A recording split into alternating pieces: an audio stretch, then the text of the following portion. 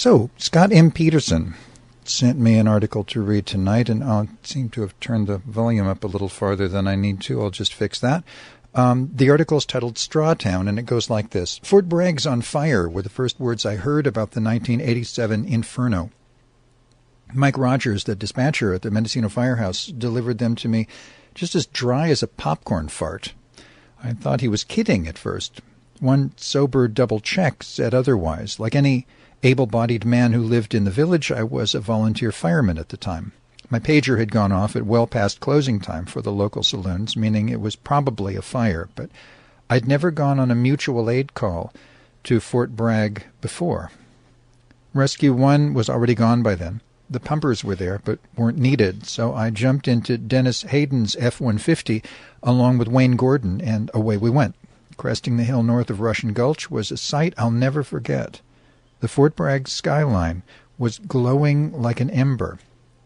Not just from the two sawmills visible at night. This was different, way different. Fort Bragg was on fire. Dennis had a CB in his truck and got the order. He was the ranking officer there. We were directed to the library fire, meaning that we had to drive right by the Piedmont fire. Man, flames were shooting out the second-story windows as we passed. All of us donned in turnouts. I'll never forget that image and my feeling at the time. If a fire like this was second priority, what could be the first? My memory of what happened next is a little hazy. I don't know where we parked. Dennis and Wayne headed toward City Hall with air packs. The library building was completely gone at that point, but the red-hot remains were piled against City Hall in a way that demanded action. A Fort Bragg fireman was there cooling it down from a hose stand from across the street. Nobody was on the smoking rubble, so I grabbed the hose and jumped on it. I don't remember much else. About 6 a.m. I heard something from across the street. It was Sylvia Kozak Budd, the Fort Bragg City librarian, on her knees and weeping. By then we'd kept City Hall from going up, but there was little solace in the loss of that library. And I don't care how much adrenaline you've got in your system. Just try forgetting an image like that. Anybody could see it was arson. But, hell, this was Fort Bragg, a company town. Not my business, nor that of any fellow firefighters. We weren't there to solve any crime, only to help, and we did. The rest was left to local investigators, including a Fort Bragg detective I'd gone to school with, named Les Pierce. But because it was a company town, nothing ever became of that investigation. 4 unsolved murders and a string of mysterious fires terrorized the place back then, according to the L.A. Times, but that was nothing compared to what happened later. My dad walked on water for a living. Really, that was his job. He started as a pondman for Union Lumber Company in 1948 and did that until his retirement 30 years after. I worked in the plywood plant there for a couple of summers in the early 1970s. To get there, you had to drive through a checkpoint. The watchmen from Lee Goebel Security saw what came in and what went out, no exceptions. That included trucks. The only loads that came in were logs, and the only ones that went out were lumber. That's until after the Fort Bragg fires went unsolved. Around 1995, I was filling up at the gas station south of Cypress Street when a truck loaded with logs left the sawmill property and headed north to Branscombe. The station attendant said something that surprised me. "There goes another one," he said. "Those fuckers lied to us."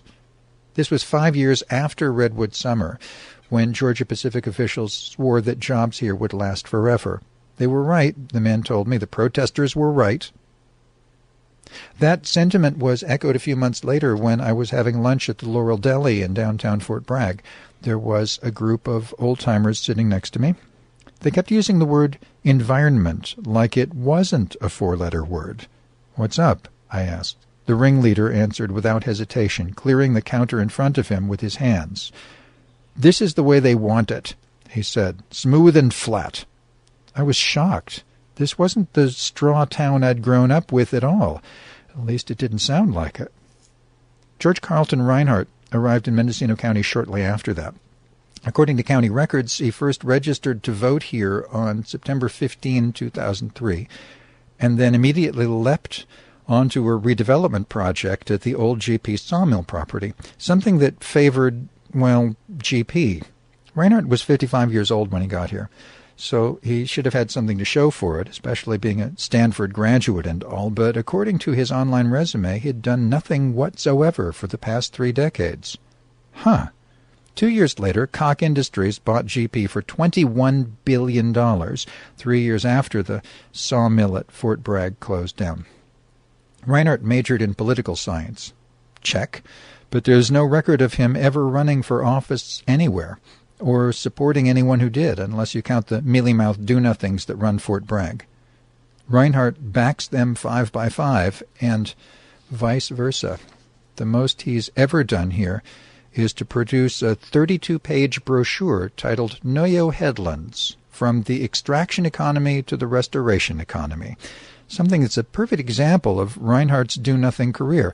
The brochure was done on behalf of Noyo Headlands Unified Design Group, NHUDG, which was supposedly under the auspices of a 501c3 nonprofit called the Coastal Land Trust. But not for long. That relationship had a checkered past. It's apparent through a look at its website, coastallandtrustca.org.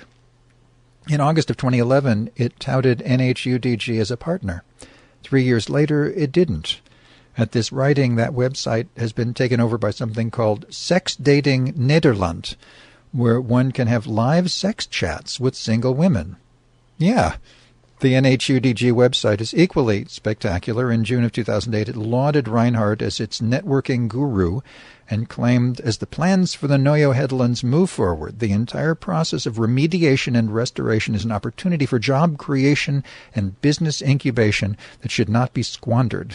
But no jobs got created, and no businesses were hatched. So today, that's been transformed into a 72-word hunk of mumbo-jumbo that swaps natural energy flows for employment.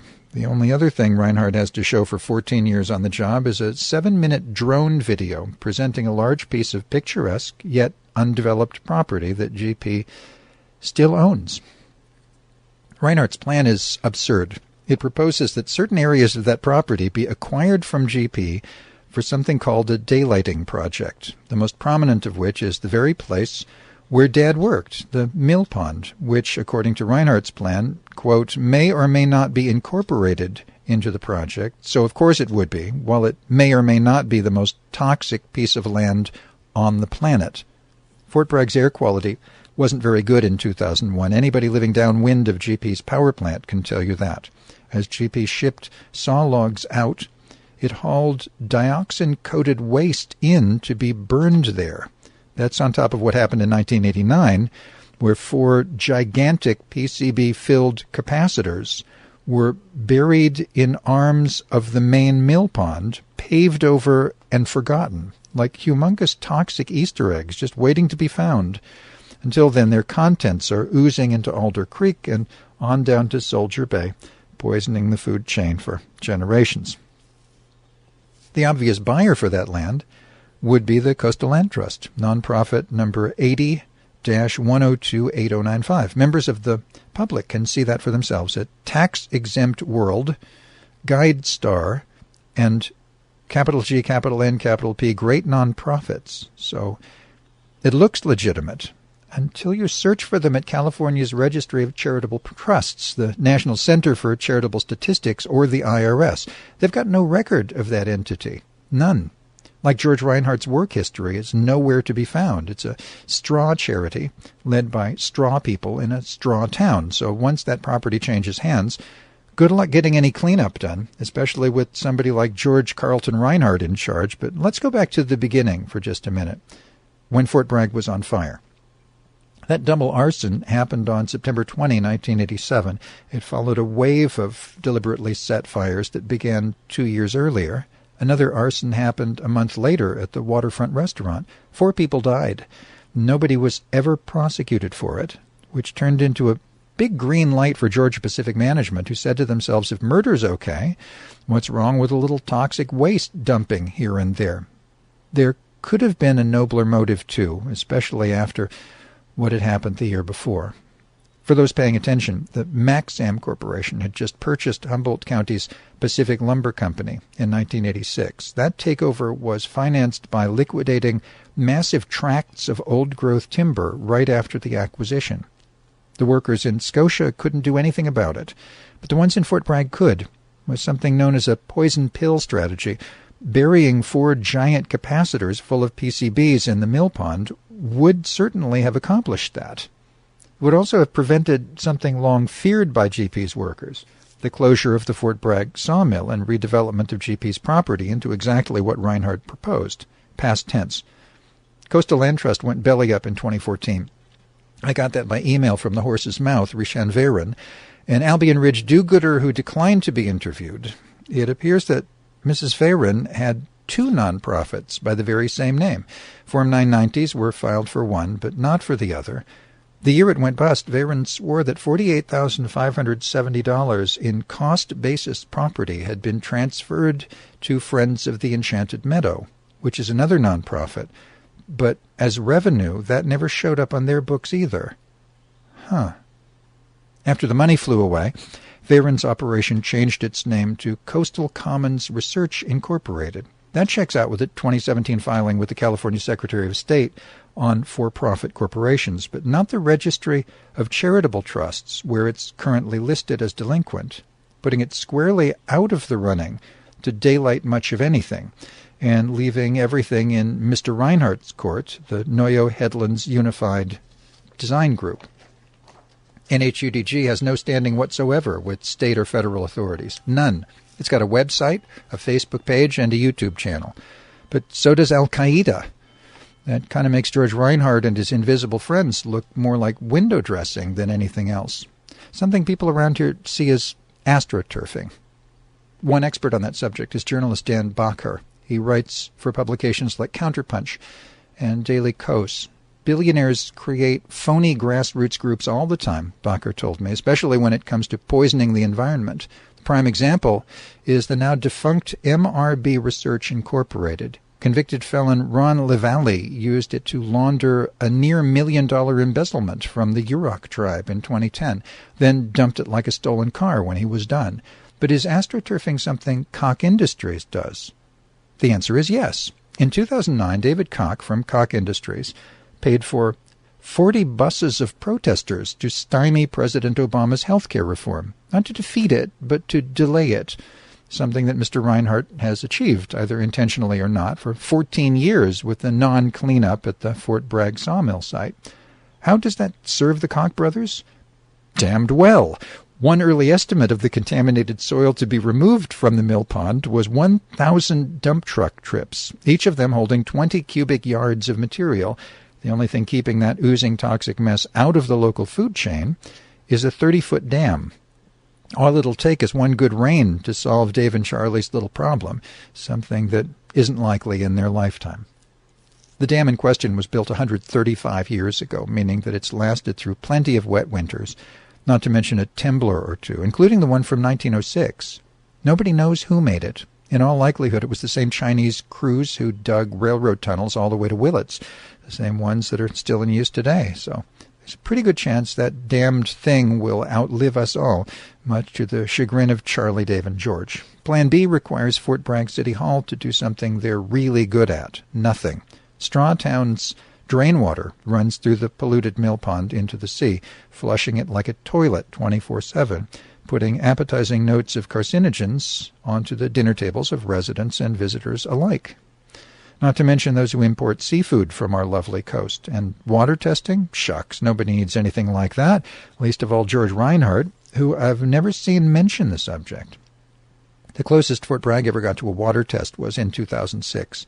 That's according to an email from Rex Gressett, a man who's not exactly on George Reinhardt's A-list. According to Gressett, GP pulled the plug on testing for no reason whatsoever, while the city fathers held their noses and closed their eyes, washing the feet of their captors, as they've done for a century and a half.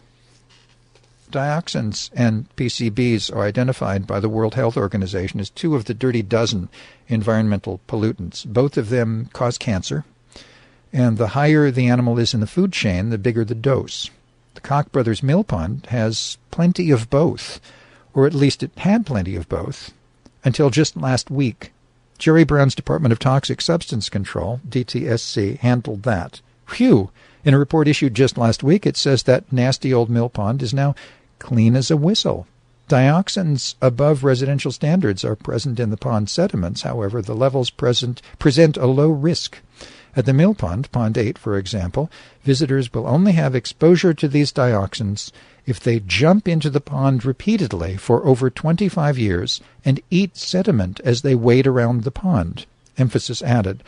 People's use of the ponds are far different than the scenarios DTSC uses to determine residential risks, end quote.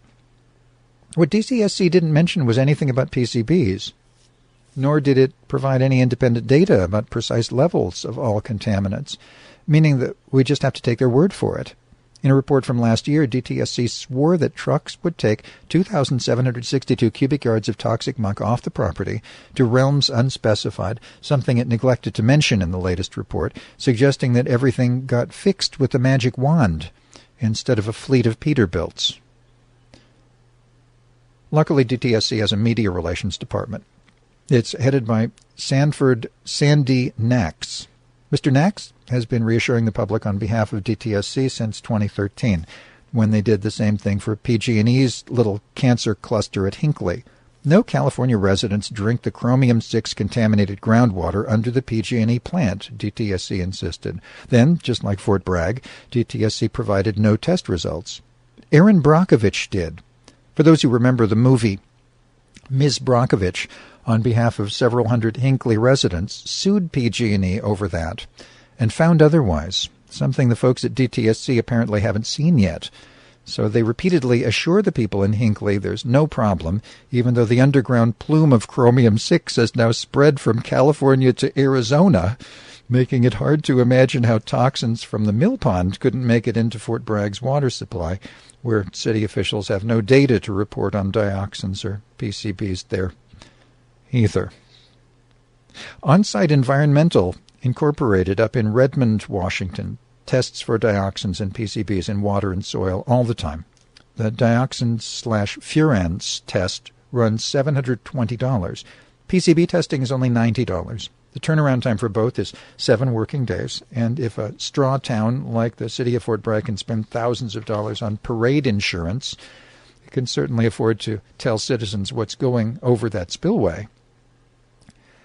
Georgia Pacific hired an outfit named Arcadis, Arcadis, to do a report that looks like independent testing in 2013, until you look at the copyright.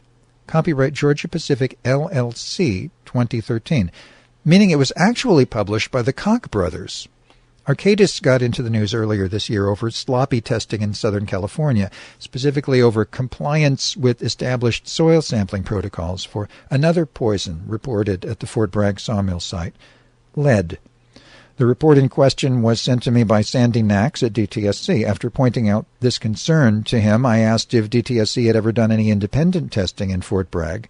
Mr. Nax told me they hadn't, and since Mr. Reinhardt had promoted himself as a networking guru, I invited him to comment on this article, but that gosh darn networking must take all of his precious time, because I never heard back from him.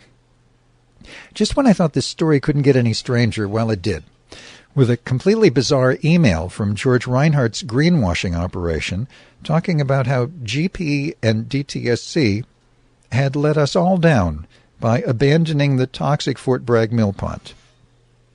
Earth to George, this was your plan, dude, and not once did you ever think to deal with the turd in your own punch bowl. Instead, you announced, quote, tell DTSC what the community wants before it's too late. Well, George, it is, so bon appetit. Another weirdness happened the next day when Fort Bragg City Councilman Mike Cimolino sounded the alarm on his Facebook page, calling all hands on deck to write letters to the DTSC, protesting GP's plan to leave it and walk away, something that completely contradicted what Mr. Nax told me, that GP would be removing 2,762 yards of soil and sediment this summer. That prompted me to have a closer look at both of them. Mr. Nax has an online resume, and a Facebook page. For 3 decades, he worked as a reporter for newspapers like the Fresno Bee. Nax even won a handful of awards for his work, whereas Mr. Cimolino's bio at City Hall indicates that he worked at GP for a couple of years in the early 1980s, then retired as Fort Bragg's public works manager in 2014. So he looks like a pretty good match for Mr. Nax on the subject matter. And since Mike's family's been here since 1885, you could say he's got a dog in the fight. What Cimolino said on his Facebook page is something I totally agree with. We each need to say in our own way, I do not accept the idea of leaving the mill pond as is. Sorry it took so long to say that, Mike, but 3,242 words later, here it is.